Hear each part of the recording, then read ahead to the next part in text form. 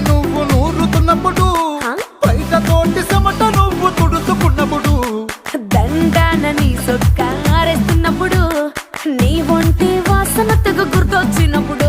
రెండు చేతులెత్తి చుట్టు మలిసినప్పుడు జండు కత్తుకొని పడుకున్నప్పుడు అలసిపోయి నువ్వు ఆవలించినప్పుడు వచ్చుండై ఫీలింగ్స్ వచ్చి వచ్చి చంపేస్తుండ